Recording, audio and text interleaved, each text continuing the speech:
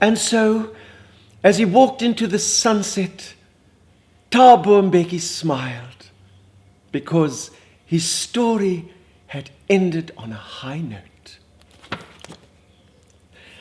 Well, no, that's not how it ends. This is a very, very important story, Thabo Mbeki's biography, The Dream Deferred. And I have just finished reading it because I think it's very important for me to also do my homework, not only as a member of the ANC, but as a citizen of South Africa. What is a dik book for so klein man? Do you know, I started reading this book when it came out all these years ago, and I must be quite honest with you, I got to page 12, and the ANC then recalled Thabo Mbeki from the presidency, and I thought, ach, dankie vader, ek hoef nie die donderse boek klaar te lees nie. But you know, I do myself an injustice. Really, truly, we all do ourselves an injustice. I mean, this man was our president for nearly 8 years. He looked after the education of our children, the pensions of our parents and grandparents. He looked after the security. He looked after all the realities of promises that had to come true. And most of us, whites specifically, have not bothered to find out all the information. Do you know, I wanted to know, why was Thabo Mbeki so unhappy as a president? He was never in South Africa. He was always overseas. No, I lie. He came back once or twice on a short state visit. But magdag, the man is in the Guinness Book of Records for all the Voyager miles.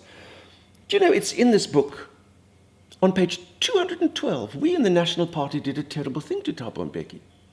We never put him in jail. Isn't that terrible? No wonder he was so disadvantaged. I mean, everybody in the ANC was in jail following Nelson Mandela's example.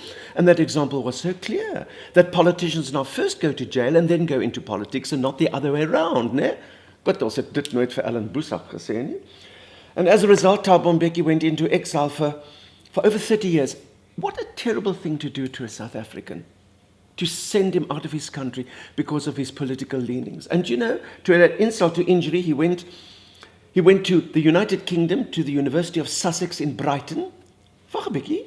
Yes, of course, that's what I really found so interesting. He was educated by British education. That's why Thabo Mbeki thinks like an Englishman. That's why he's such a racist. And then he went to the Soviet Union, where he studied at the University of Moscow to graduate Stalinist cum laude. God, sit ons met die gebakte pere. Do you know, I really think we should use Thabo Mbeki. I mean, he's using himself at the moment. He's writing all these blogs and reinventing his legacy. Maar Mbeki, he's a very, very astute politician. He should be the South African ambassador at the United Nations. Well, it's like home from home for him. He knows everybody there by their first names. He even looks like Kofi Annan's son. Then we can really call him Cappuccino Mbeki. Well, that's Thabo Mbeki done. Now the next one I must read is the one book about Jacob Zuma. And as you can see, it has a long way to go. Once upon a time. Evita, Evita, and you know what we mean. Evita, Evita, always on the scene. Evita, Poseidon, oh, Evita should be queen.